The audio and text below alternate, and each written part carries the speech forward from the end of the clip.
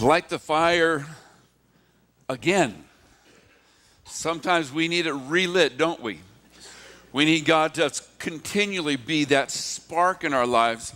And sometimes it's easy to get sidetracked. And so we pray, God, light that fire. Keep us fervent for your purposes. You know, the world, it just seems like people are on edge these days. Like they're kind of living right on that edge of anger, of just walking the line. I saw a guy the other day, the gas pump didn't work quite right. I don't know if it wasn't pumping right. He grabbed the nozzle and just threw it on the ground with this stream of expletives coming out and jumped in his car and just took off. And I thought, whoa. But it was all it took. It's just the gas didn't pump quite right. And he just couldn't handle it. Sometimes we go a little overboard, don't we? Sometimes there are things that we've had just up to here and then something puts us over the edge and then we do things that we wouldn't normally do. I found a list of some things that some people did. There was Kevin French, he was 46 years old. Said he pleaded guilty to shooting his neighbor in the head with an air rifle because his neighbor mowed his lawn too often. So if any of you are real careful about your lawn, be careful about your neighbors. Don't mow too often. Don't mow early in the morning. Be considerate. There was an inmate in a prison. He went into a violent rage, took a therapist hostage after fellow prisoners laughed at his drawing of toilet paper in a game of Pictionary. Who knew? It's a game. Everybody played Pictionary? You played Pictionary? Raise your hand if you played Pictionary. Thank you. You know what I'm talking about. You draw these silly little drawings. They laughed at his little drawing of toilet paper, and it just sent him right over the edge. It was all he could take. Walter Travis was 68. He was arrested for shooting a neighbor several times after the neighbor's dog pooped on his lawn. Whoa, slow down. You don't have to shoot somebody. Danny Ginn, 46, he was arrested for commandeering a garbage truck at gunpoint because he was tired of the truck's driver using his driveway to turn around in. You know, maybe he left tire marks on the concrete or something. I don't know. But you don't have to shoot him. You don't have to. And yet sometimes we're right on the edge. We're living this life, and it's hard sometimes when we've had it up to here to know where to go from there. And we see pictures of that in the Bible. And we hear God talking about that. There's nothing new to us today. I'll tell you that what, though, there was a time I was commuting. You guys who commute long distances on the freeway, I pray for you. There was a time I was commuting from Orange County to LA, and it took to make a 40-mile drive, took about 3 hours up the 405. And I understood road rage. I understood how somebody could just go over the edge and do something rash. But it's not new to our society. People have lived with this for a long time. We have this sense that we want everything to be even. And if somebody crosses us, then we want to make it even. We want to get even. The problem with getting even, though, is it never works out.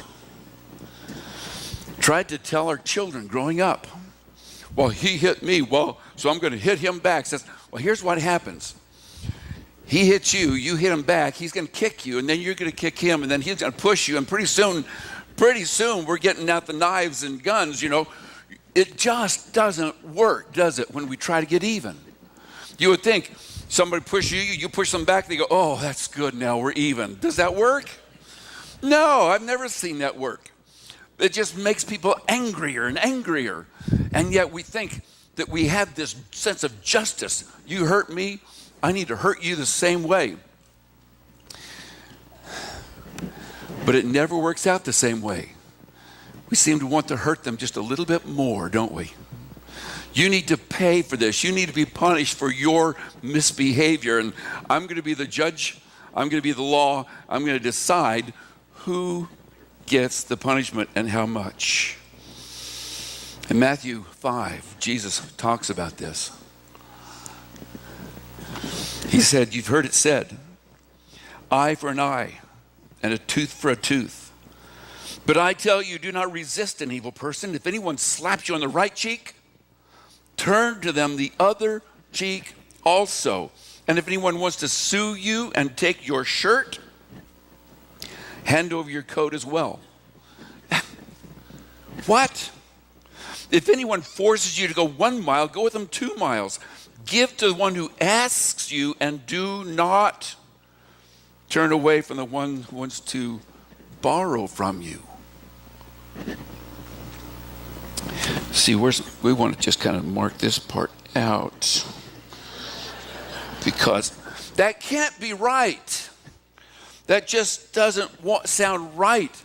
Jesus doesn't stop there. He says, you've heard it said, love your neighbor and hate your enemy. But I tell you, love your enemies and pray for those who persecute you. Why? So that you may be children of God. You're saying, wait, Jesus, you're telling me if I don't do this, if I don't give more to the one who wants to sue me, if I don't turn the other cheek, if I just bow down and let them walk over me, if I don't do that, I'm not your child? What did he say? He said that you may be children of your Father in heaven. Because what does God do? How does he feel? He causes the sun to rise on the evil and the good. He sends rain on the righteous and the unrighteous. He blesses those who love him. He blesses those who hate him.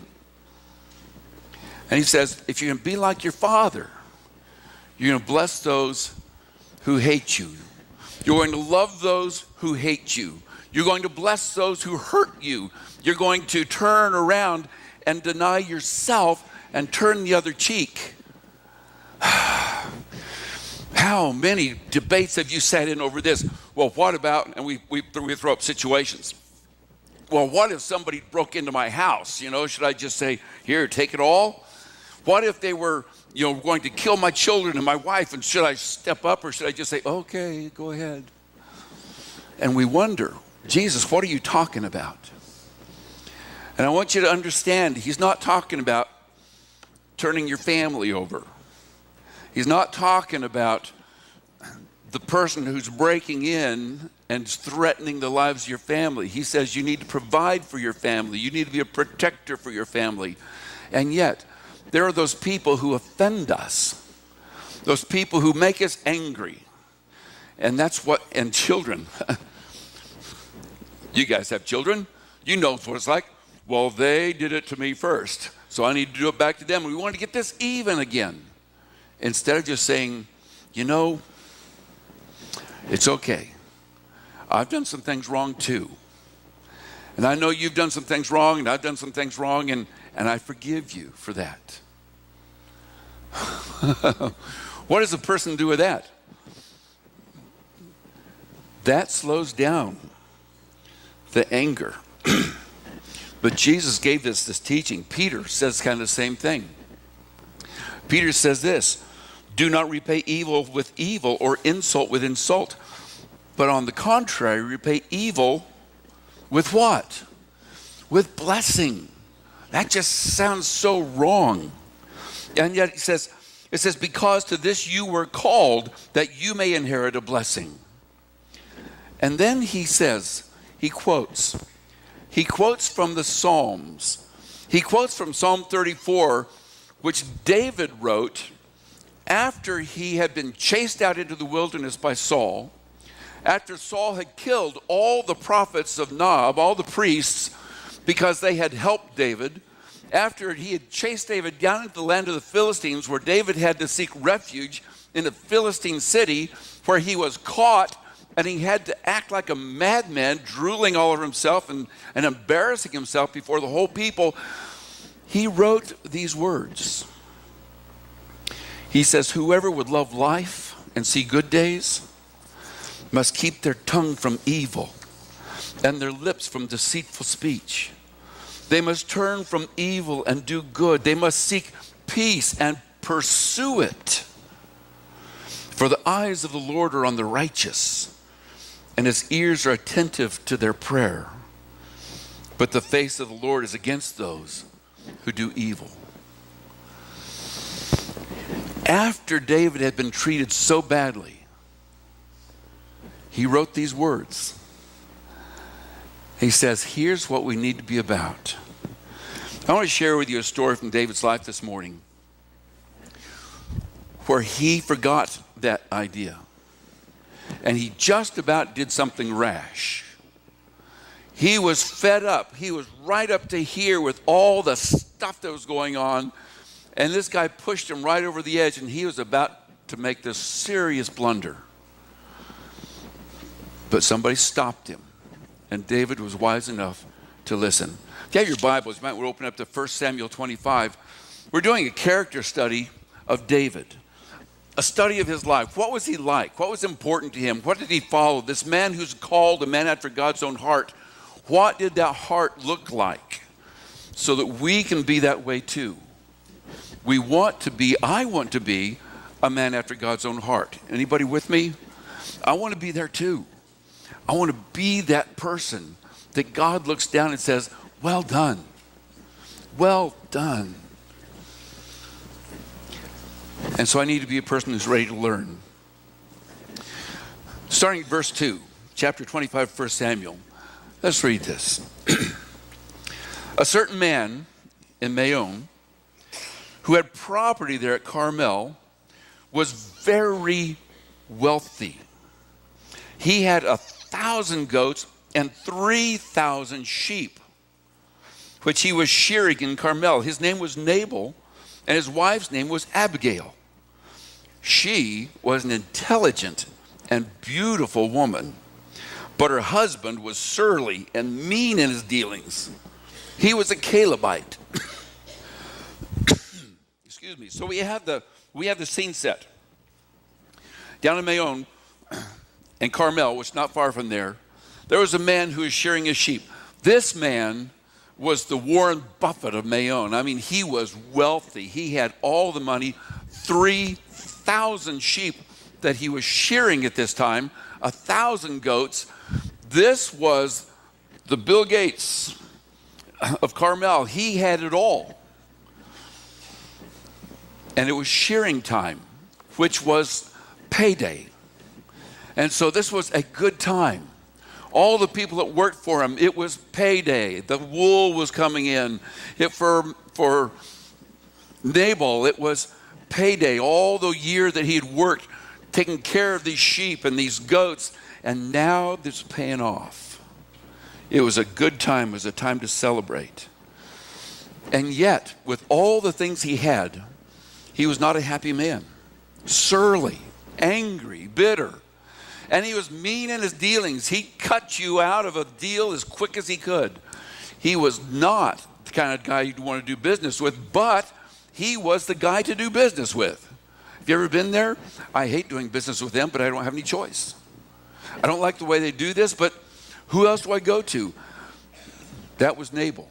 He was the guy people had to go to. He was mean in his dealings. And yet he had a wife who was intelligent. She was smart. And she was gorgeous. And you wonder, how can such a bright, beautiful woman get messed up with somebody like Nabal? That doesn't seem too bright, does it? And yet, understand this, she probably didn't have a choice. Probably an arranged marriage very early on, and she gets stuck with this guy. And so she's doing the best that she can. Not only that, he was a Calebite. You remember who Caleb was?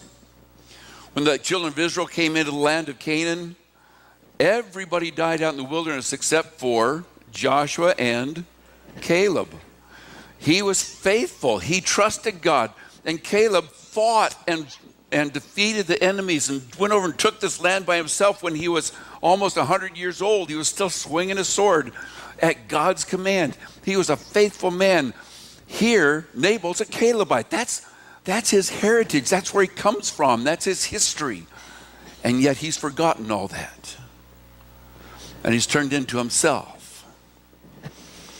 And so he's doing business. But now, while he's doing his business out in the wilderness, David's sitting out there with his men. While David was in the wilderness, he heard that Nabal was shearing sheep. So he sent 10 young men and said to them, "Go up to Nabal at Carmel and greet him in my name and say to him, 'Long life to you, good health to you and your household, and good health to all that is yours.'" He's pronouncing blessings on this man who's surly and mean. He says, "Tell him this. I hear that it's sheep shearing time." Well, he heard that. He knew that. He says, "When your shepherds were with us out in the wilderness, out here in the pasture lands, we did not mistreat them. And the whole time they're at Carmel, nothing of theirs was missing. Ask your own servants, and they'll tell you. Therefore," and he asks a favor, "be favorable toward my men, since we come at a festive time. Please give your servants and your son David whatever you can find for them." When David's men arrived, they gave Nabal this message in David's name, and then they waited. So he comes in a kind sort of way. He's asking very nice. You've heard people say, "I ask you nice." Now, I expect you to respond in a nice way. But we know Nabal's not a nice guy. And so what does he do? Nabal answered David's servants. He said, "Who is this David?" You think Nabal had never heard of David? He knew exactly who David was. He knew all the stories. He knew the history. He knew everything about David. And yet he said, "Who is this son of Jesse?" And then he said this, "Many servants are breaking away from their masters these days. Why should I take my bread and water and the meat I've slaughtered from my shearers and give it to men coming from who knows where?" In the days of the Revolutionary War, not everybody was on board with this freedom stuff. Not everybody was on board about being their own country. There were a lot of loyalists who were very happy with British rule. Even though we read about the revolutionaries who changed this country, who secured our freedom and liberties and started something that would become great, there were a lot of people who were not on board with that, remember? A lot of people living there who said, "We need to be loyal to the throne in England. We are British subjects. We will be faithful to them. And all of you revolutionaries, you're the enemy." Nabal says, "This guy has broken away from his master. This guy is a renegade. I don't care if Samuel the prophet anointed him king. He has run away from his master, Saul. He should go back and let Saul do with him what he wants to." And he said, "I am not going to take my good stuff and share it with this guy." Even though David come and asked him nice, even though David had protected his men out in the wilderness. You ever been treated that way? Who are you that I should help you? What have you ever done? You are full of all kinds of problems. Why should I help you? Or why should I help them?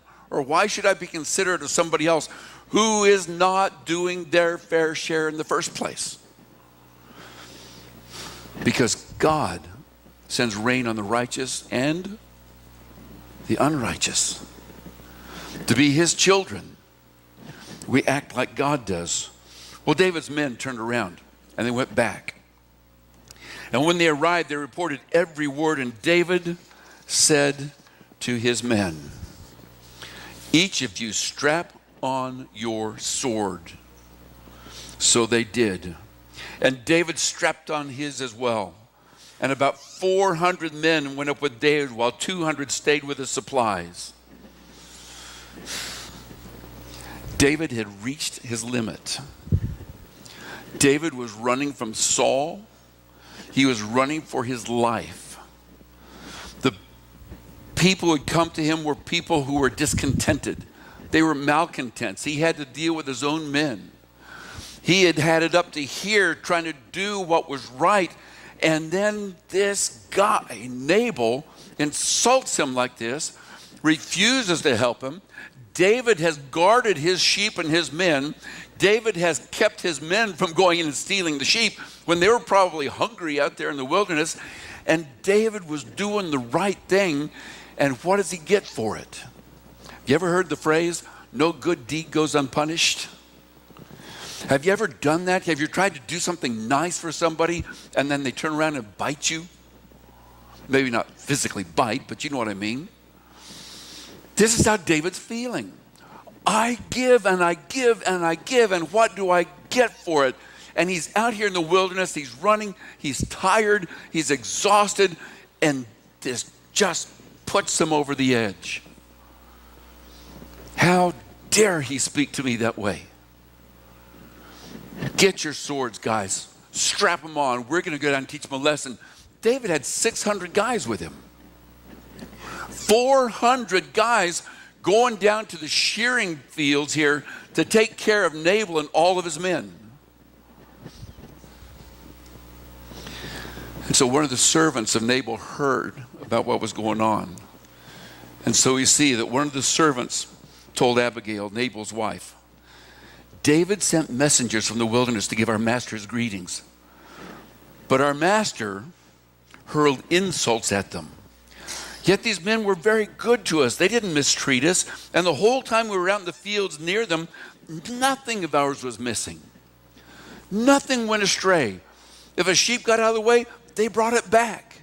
They didn't come to raid us. They didn't come steal. They helped us. If other people came in, they guarded us. They protected us. They were good to us. And our master servant, our master Nabal, has abused them, accused them, and refused them. And now, he says, night and day, these guys were a wall around us. The whole time we were herding our sheep near them, they were our protection. Now think it over, Abigail. Think it over and see what you can do, because disaster is hanging over our master and his whole household. And then he says this, he is such a wicked man that no one can talk to him. Have you known somebody like that? No one can talk to him. He doesn't listen to anybody. None of us are like that, are we? Thank God we're not like that. Have you ever had somebody approach you and say, you're wrong? And what's your first inclination? What do you mean I'm wrong? Not me. You're wrong. You should see it my way. No, you should. Instead of stopping to listen, we get our backs up and we start defending ourselves, and we stop any sort of learning process. That was Nabal. You can't tell that man anything. He is so stuck in his own head about what his own right and wrong is that he won't listen to anybody. But Abigail saw what was coming. So Abigail acted quickly. She took 200 loaves of bread, 2 skins of wine, 5 dressed sheep, 5 seahs of roasted grain, 100 cakes of raisins, 200 cakes of pressed figs, and loaded them on donkeys. And then she told her servants, go ahead, I'll follow you. But she did not tell her husband. You see, she was an intelligent woman. She knew what would happen if she told Nabal. And she was thinking, well, it's better to get forgiveness than permission. Because she knew permission wasn't going to come, because he wouldn't listen to anybody. But she saw disaster coming, and in her wisdom, she took action, and she took it quickly. She didn't wait around. She didn't go, maybe, let's see what happens. We'll see. By that time, everybody would have been killed. She acted quickly. She put together all these things and sent them out to David and his men, and then she followed. And as she came riding her donkey into the mountain ravine, there were David and his men descending toward her, and she met them. And David had just said this, It's been useless. Have you ever felt that way? It doesn't matter what I do. I think I'm getting a step ahead, and suddenly this happens, I get 2 steps behind. I try to do something nice, and I get kicked in the teeth for this. I try to be nice to my neighbor, and they throw stuff over my fence. I try to do this. I try to do the right thing, and it's just useless. Here's David. He's fed up to here. Nothing I can do is right. Nothing I can do makes a difference. He says, all my watching over this fellow's property in the wilderness so that nothing of his was missing. He's paid me back evil for good. May God deal with David. May God deal with me if it ever be so, be it ever so severely, if by morning I leave alive one male of all who belong to him. I mean, David is done. And he's going to wipe them out and show everybody, you don't cross me. And so when Abigail saw David, she quickly got off her donkey, bowed down before David with her face to the ground. Now, we're doing kind of a character study of David, but in the process, let's look at the character studies of Abigail and Nabal. Which one do you want to be like? Nobody wants to be like Nabal. Nobody consciously wants to be that kind of guy, and yet sometimes we fall into that. And we have to be careful that we don't fall into that. I don't think Nabal himself intentionally wanted to be a bad guy. He just thought he knew what was right. And he was pursuing that with great diligence. And it had paid off for him. He was the richest man in Carmel. It sounded right. But Abigail quickly got off her donkey. She bowed down before David with her face to the ground. She humbled herself before him. She fell at his feet and said, pardon your servant, my Lord, and let me speak to you. And please hear what your servant has to say. Open your ears, stop for a moment, and just listen. I think if we would do that sometimes, a lot of the problems in the world would be done, don't you think? If we just take the time to listen. A few weeks ago, Garrett spoke to you about some of the issues that are going on in our country today. And how much might be solved if we just stop and take time to really listen to each other, to consider each other's viewpoints. We don't always have to agree, but to stop and really listen and try to put yourself in their shoes. And that's what Abigail asks. And she says, please, pay no attention to my Lord, to that wicked man Nabal. He's just like his name. His name means fool, and he's being foolish. Folly goes with him. As for me, your servant, I did not see the men my Lord sent. I didn't see the guys if I'd seen them, maybe I could have intercepted. I could have done something, but I just didn't get the chance to see them. She says, and now, my Lord, as surely as the Lord your God lives and as you live, since the Lord has kept you from bloodshed, she's making a pretty big presumption here. The Lord's already kept you from bloodshed and from avenging yourself with your own hands. May your enemies and all who are intent on harming my Lord be like Nabal, and let this gift which your servant has brought to my Lord be given to the men who follow you. You see Abigail's heart. She's concerned about her family. She's concerned about her welfare. But she doesn't come with a scathing remark, say, how dare you march down on us? She didn't take on the persona, the attitudes of her husband. Instead, she humbled herself before David, which made him more inclined to listen.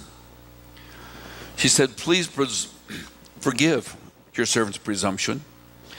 She said, I know what Samuel did. He anointed you king. So the Lord your God will certainly make you a lasting dynasty. Because, why? You are fighting the Lord's battles. David, you are God's man. You are fighting his battles. And she refocuses his thinking immediately. She said, without saying it this way, she said, David, remember, this world is not about you. Whose battles are you fighting? The Lord's. Whose battles are we fighting today? Has God sent you on a mission? Or is life about you and about what you do and what you suffer and what you rejoice? Is it about you or is it about his mission? David understood he was on God's mission until this moment when he was tired. He had worked hard, and then he gets this insult and this refusal from this foolish man, and he goes over the edge and he wants to take matters into his own hands. How dare you treat me that way? And Abigail reminds him, David, you fight the Lord's battles. And Jesus tells us the same thing. Every one of us are called for God's purpose, not for our own. And we have to readjust every day. Whose battles am I fighting? Whose service do I belong? To whom do I belong? It is not about me. It is not about the hurts that I suffer. It's about how I deal with them in God's timing, in God's ways, with God's heart. And she says, David, you fight the Lord's battles, and no wrongdoing will be found in you as long as you live. Now we know that's not true. David continues to do wrong. He made some other mistakes. And yet, she reminds him, as long as you fight the Lord's battles, there will be no wrongdoing found in you. Keep that in mind. He says, even though someone's pursuing you to take your life, the life of my Lord will be bound securely in the bundle of the living by the Lord your God. But the lives of your enemies, listen to this language. I love this. It's beautiful. The lives of your enemies he will hurl away as from the pocket of a sling. You think she knew about the story of Goliath? Of course she did. Everybody did. That story went out everywhere. And she says, God's going to take your enemies. And just like that stone flew out of the pocket of that sling that you killed Goliath with, your enemies, God's going to do that with your enemies. This is God's battle, David. It is not yours. She goes on, when the Lord has fulfilled for my Lord every good thing he promised concerning him, and has appointed him ruler over Israel, my Lord will not have on his conscience the staggering burden of needless bloodshed or of having avenged himself. And when the Lord your God has brought my Lord success, remember your servant. Here's the wisdom of this intelligent woman who says, someday you're going to be sitting on the throne. And you can sit on that throne saying, I took care of things myself. Remember, we talked about one of two stories. I can say I took care of things myself. I grabbed my bootstraps. I took the initiative. I did this. Or you can say, see this throne? God put me here. God called me to a purpose. I'm fighting his battles. And we all have that story, one of those stories to tell. Do we run at the end of our life saying, look what I did. I did this, I built that, I accomplished this, I moved this, I did that. Or do we say, all the way my Savior led me. I followed him each step of the way. And Abigail says to David, when you come and you sit on your throne, because you did not avenge yourself, you will not have this staggering burden weighing on your shoulders. You won't have to be second guessing yourself, saying, what if I'd only done? What if I'd only stopped? What if? You'll be able to sit there securely knowing that God was the one in control. And God did what was exactly right. And so David said to Abigail, praise be to the Lord. Praise the Lord for your good judgment. He says, otherwise, I would have come and I've wiped everything out. I would have killed them all, and I would have lived with that staggering burden on my life for the rest of my life. So David accepted from her hand what she had brought to him. He said, go home in peace. David turned around and went in home in peace. He turned the other cheek. He took Nabal's insults. He took Nabal's refusal. All the things that David had done for him, and yet Nabal had been so mean, so bitter towards him. And David said, I'll put it back in the Lord's hands.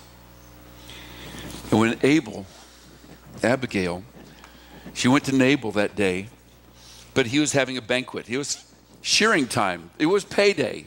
They were feasting like kings. And he was very drunk. And she said, this is not the time. You see, she was smart. She could have gone, Nabal, guess what? But she said, no, I'm going to wait. So the next morning when he was sober, she told him what had happened.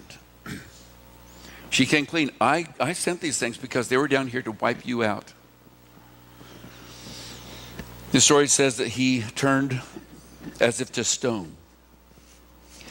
He just froze, paralyzed, realizing that he had just about died. And 10 days later, it says the Lord took him and he died. He did die. But he died at the Lord's hands. The Lord took care of him when David wanted to take care of him. What does this tell us about God? What does this tell us about us? What do we do? He said, praise be the Lord because the Lord has upheld my cause.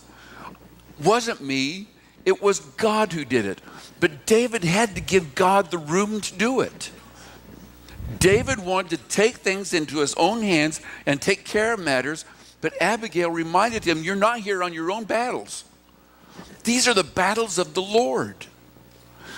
Wait on God. Have you ever gotten tired of waiting on God?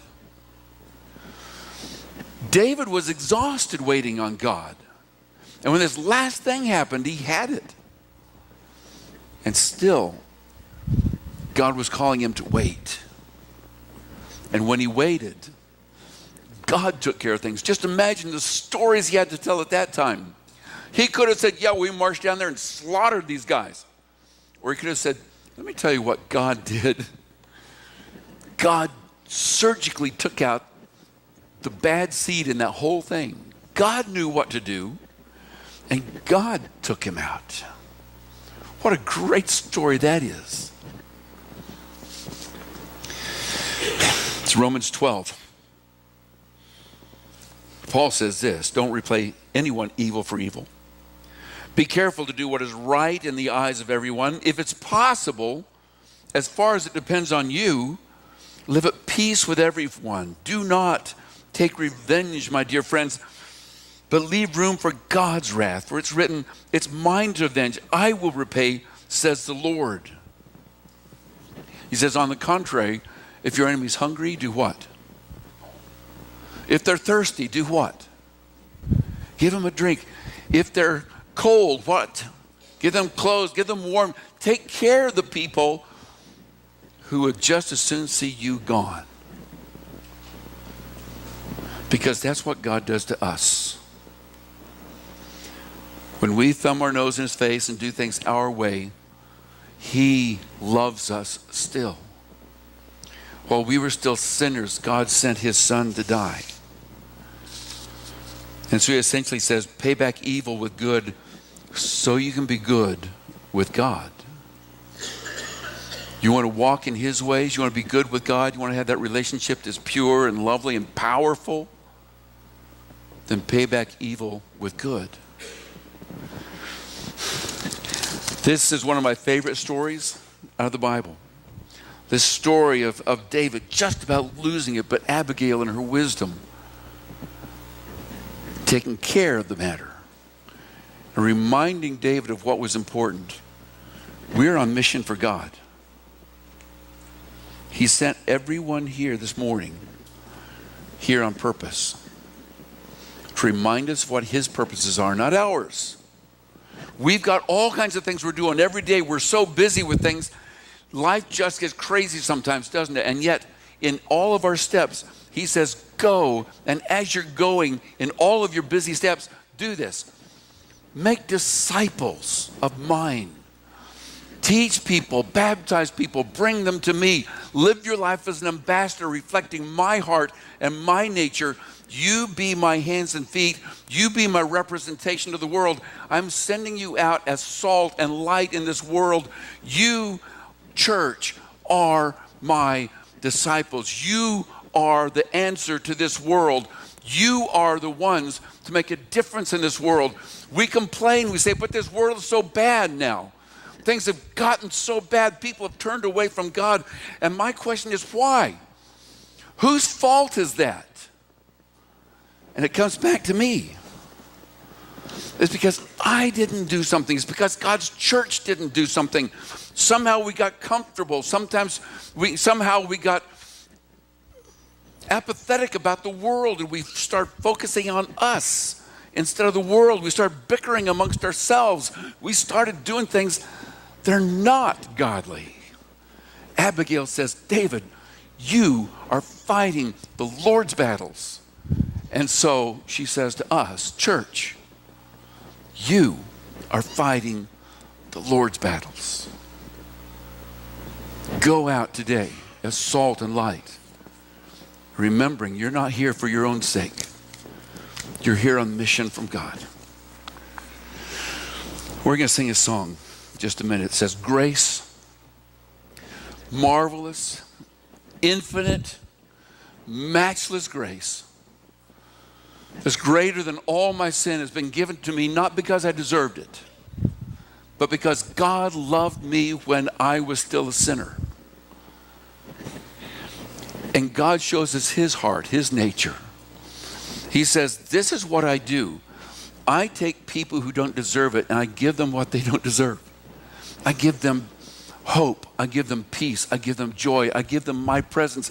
I give them my name. I call them my children. And I invite them to come to me.